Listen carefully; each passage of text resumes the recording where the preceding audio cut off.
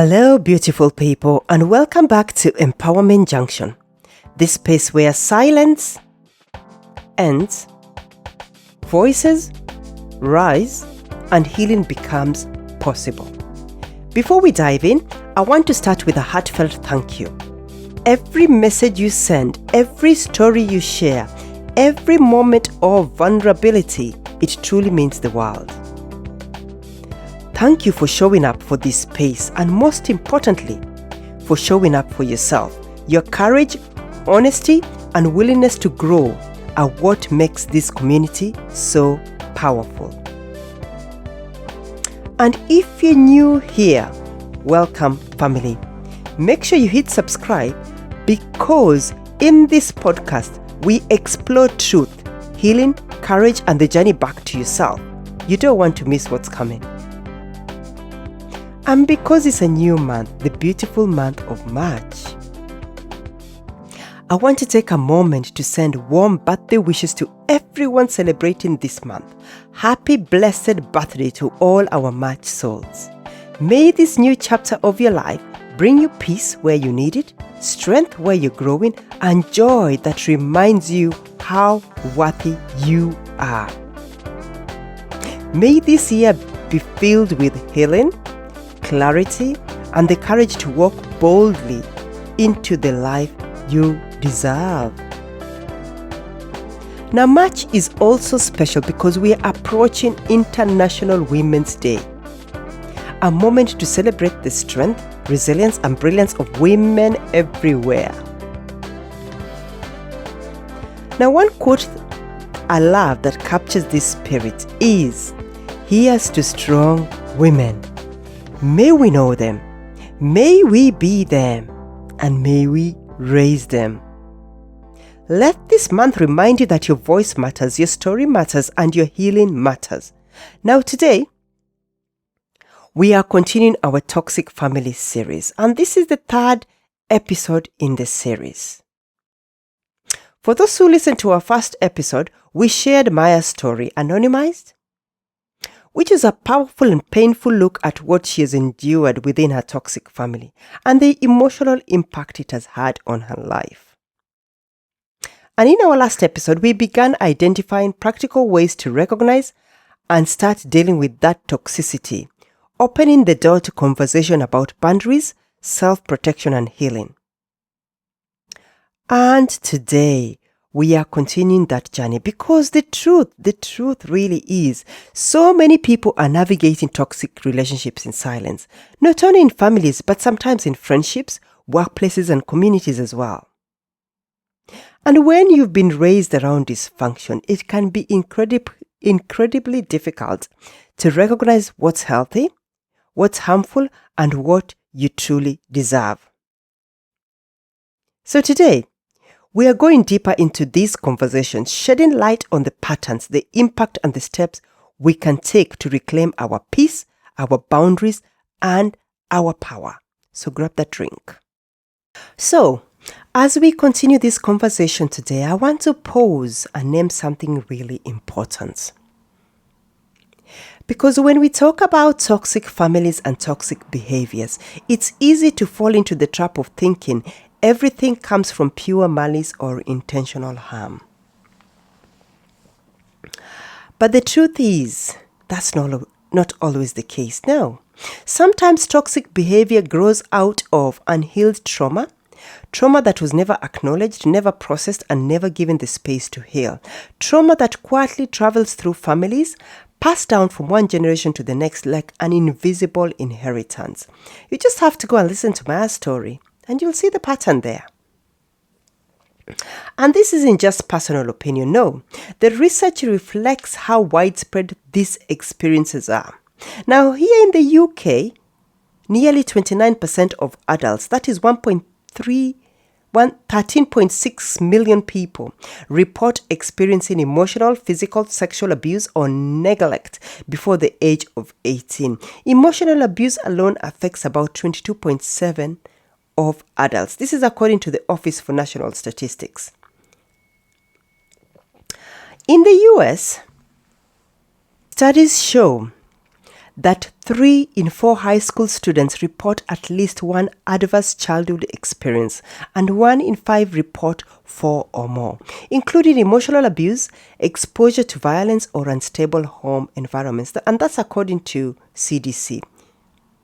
And globally, research shows that children who grow up witnessing emotional violence between caregivers are twice as likely to repeat similar patterns in their own adult relationships. So that's quite important. And remember, I said, this is not about blame. This is about healing. So, when we look at toxic family dynamics, we often see cycles of pain, survival, silence, and coping mechanisms that were never meant to last a lifetime. Now, let me be clear about something. Understanding where behavior comes from does not excuse harm. I'll repeat that. Understanding where behavior comes from does not excuse harm. But what can it do? Is help you release something many survivors carry for years. And that's what we're here to do. The guilt and responsibility for patterns you did not create. And that's what we are here to discuss, because that's really where healing begins. Real healing begins when you realize that you can acknowledge the past without continuing to carry its weight. That's it. We acknowledge it, but we're not going to carry it because it was never ours to carry. This is where the shift begins, or this is where things begin to shift, because once you start understanding that these patterns exist and that many of them are rooted in unresolved pain, you also begin to recognize them more clearly. Now, toxic families don't always look the way people expect. They are not always loud, aggressive, or obvious. Sometimes they show up in subtle but deeply, deeply damaging ways. It might look like this: constant criticism that slowly erodes your confidence. That's toxic. It might look like emotional manipulation, where guilt is used to control your decisions. That's toxic. Let's name these things. It might look like being made responsible for everyone else's feelings while your own needs are ignored. That's toxic. And sometimes it's the expectation that you must stay silent, stay loyal, and stay small in order to keep the peace. And I'll tell you what, and over time, these patterns can make you question your reality, your worth, and even your right to set boundaries. Yes, that's what they do. That's what they're there to do. Many people who grew up in toxic family environments are taught, directly or indirectly, that love must be earned through sacrifice, obedience, or silence. But healthy love doesn't require you to abandon yourself. Healthy relationships allow space for honesty, boundaries, and growth.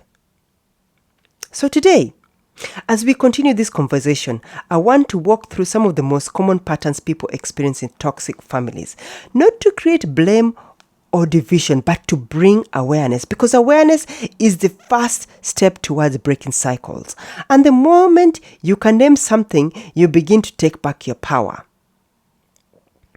So, if that's got you going, let's talk about some of the signs that many people have shared with me, and some have had to go and do some research.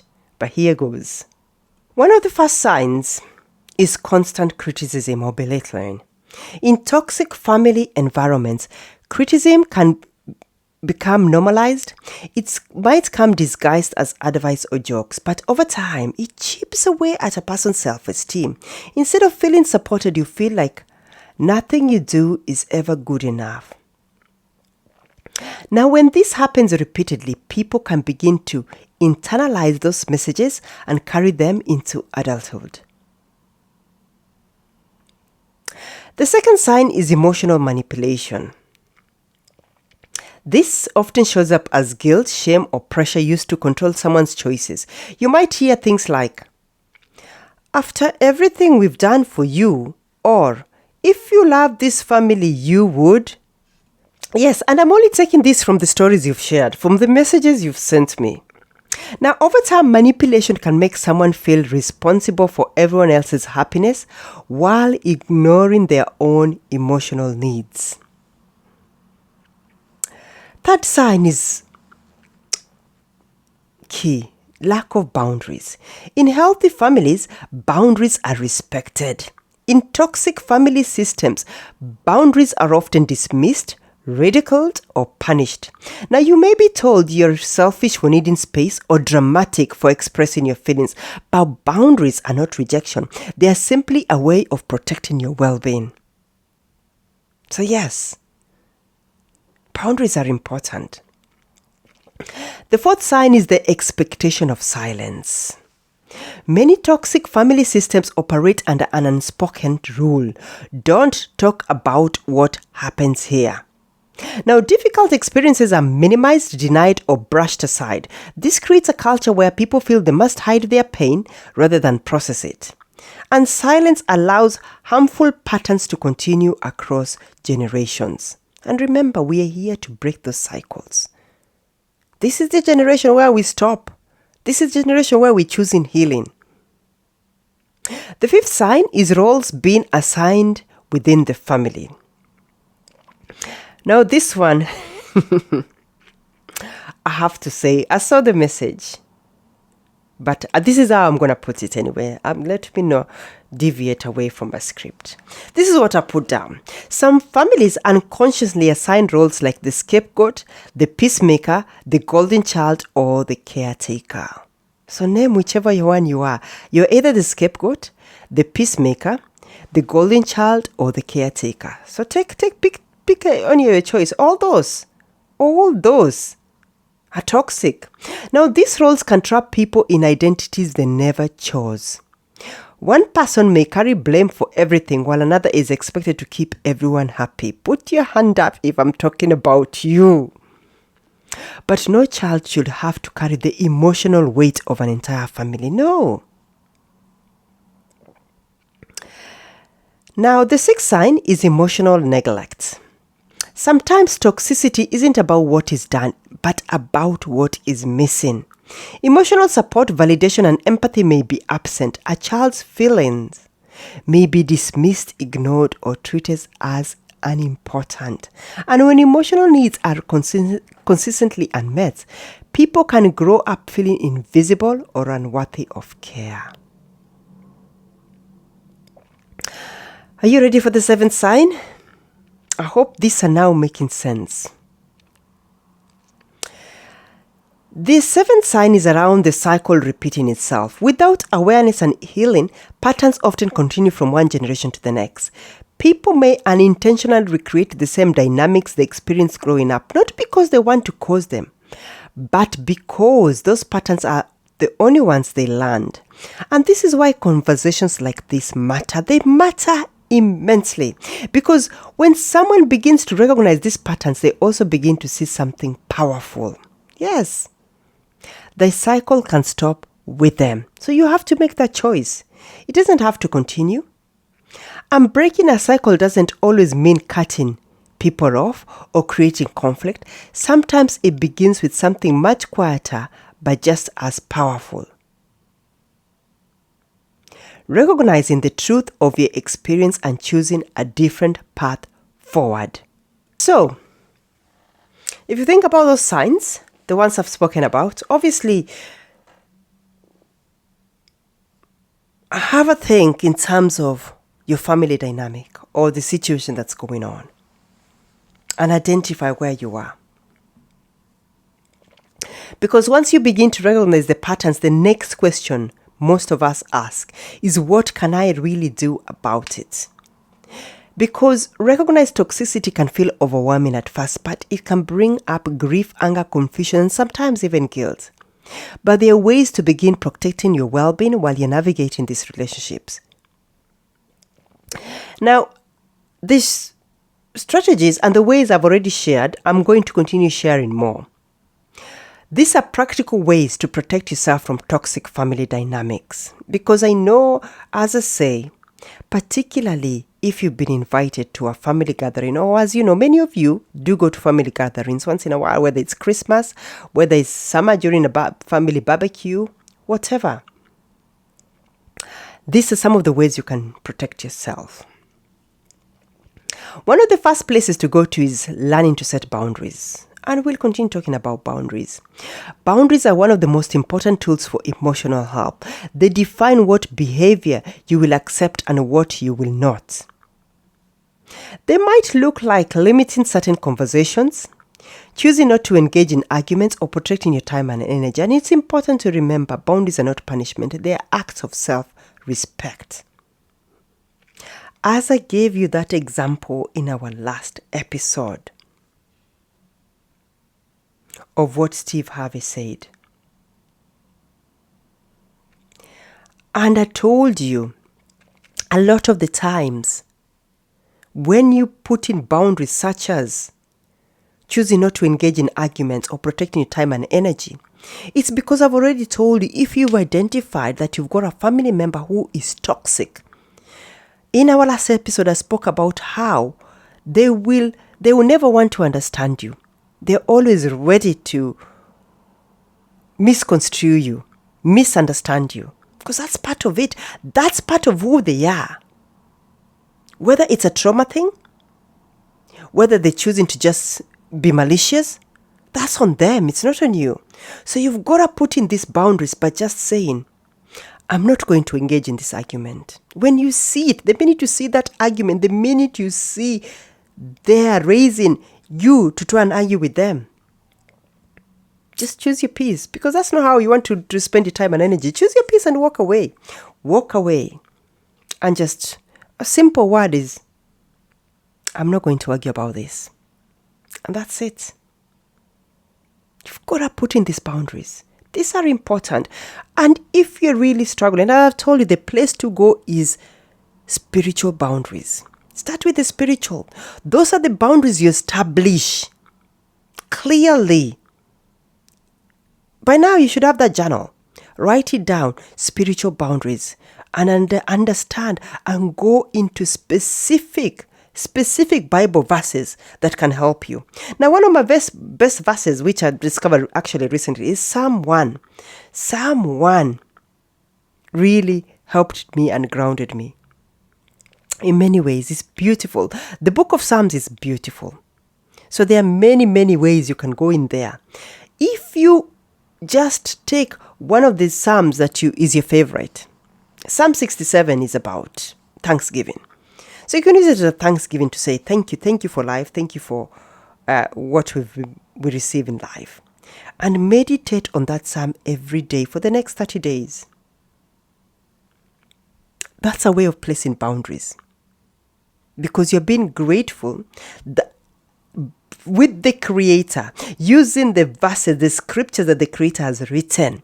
And you're saying, I am standing firm because it is written, I was created in your image, and you're going to stand firm for me. You are my God in whatever decision I make, because I want to protect my peace. I want to protect my purpose and the reason why I'm here.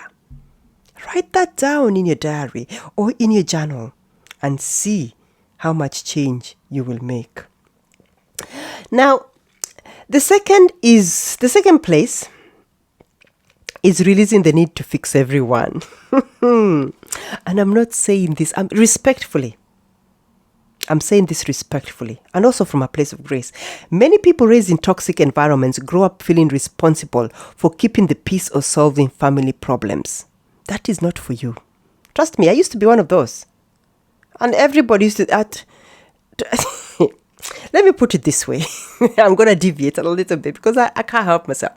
When you are the peacemaker in the family, or the one everybody has identified that you are the one who has to solve the problems, they cause the drama and you're the problem. Literally, these types of people, and I'm talking from experience, when they're having a good time or when good things are happening to them, you don't hear from them. But the minute things are fallen and scattered or something, That's where now they want to invite you to the chat, to the WhatsApp group. Oh, we need this money, or we need this donation, or we need you.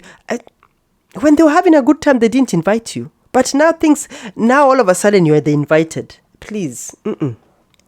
That's why you take this to the spiritual. You take it to God, so God can help you understand your purpose. Because those are the distractions that God is written about in Psalm 1. That's why He separates you from them. So go and read that Psalm 1. Just go take the whole of Psalm chapter 1 and read it all and understand what God is saying there. Trust me, that psalm is about toxic families. Anyway, so I deviated. Let me go back to my script. Many people raised in toxic environments grow up feeling responsible for keeping the peace or solving problems. But healing is an individual journey. It is really individual. You cannot force someone else to change, and you cannot carry the emotional work that belongs to someone else.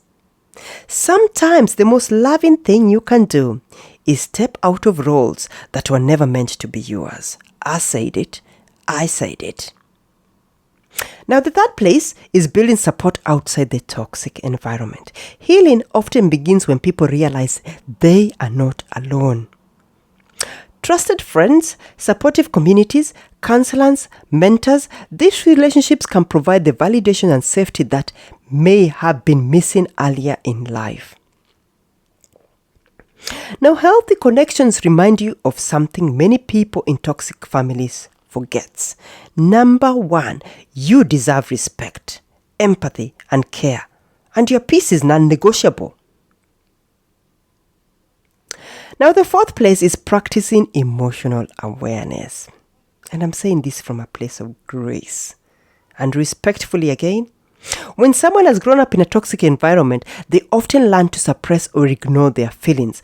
But emotions are signals. They help us understand what we feel and what feels safe, what feels harmful, and what our needs truly are.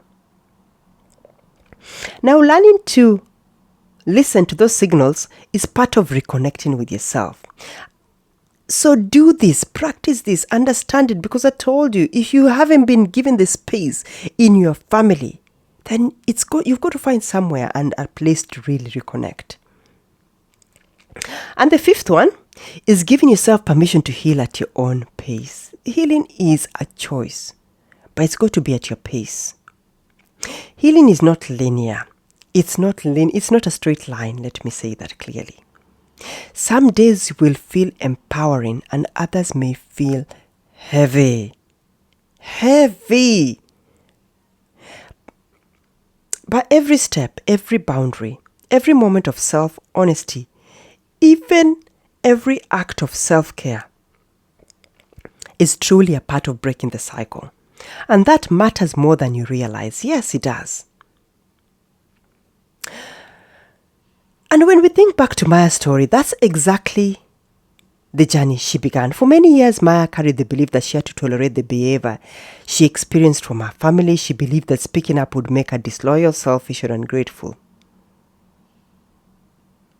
But the turning point came when she realized something powerful. Acknowledging the harm she experienced did not mean she didn't love her family. And that's where we all are. You acknowledge it. It doesn't mean you don't love them. It simply meant she was choosing to honor her own well-being too, and that's the key. And that shift, that moment of clarity is often where healing begins, because the truth, truly speaking, many people spend years trying to prove their worth in environments that were never capable of recognizing it. Yes. But your value does not come from someone else's approval. Your value is inherent, and that's what we talk about in this podcast. So if you're listening today and some of these experiences resonate with you, I want to leave you with this reminder. You are not weak for being affected by toxic environments. You are not dramatic for recognizing patterns that hurt you. And you're not selfish for wanting peace in your life. Sometimes the bravest thing a person can do is simply tell the truth about the experience and choose a healthier path forward. And I'll say this loud and clear. Breaking generational cycles is not easy. It takes courage, it takes self-reflection, and sometimes it means walking a path that others around you may not yet understand, and most likely will not want to understand, particularly if they know what they're gaining from you. But every time someone chooses healing over silence, awareness over denial, and self-respect over fear, a new story begins and a new blooming.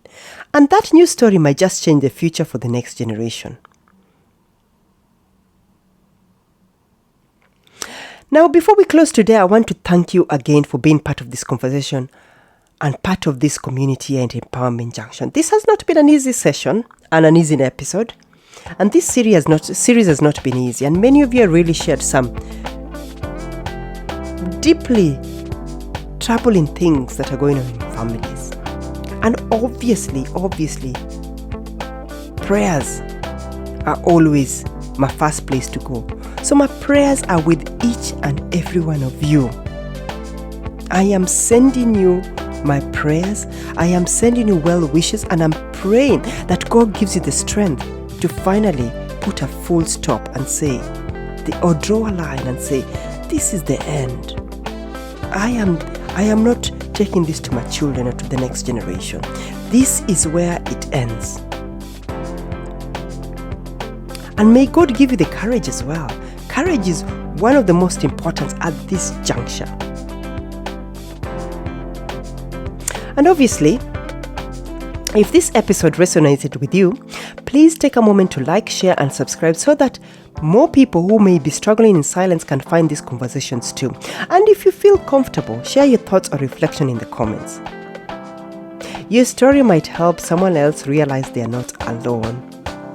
Until next time, take care of yourself, protect your peace, and remember, your healing matters, your voice matters, and your story deserves to be heard. Peace, love, and blessings. Bye for now.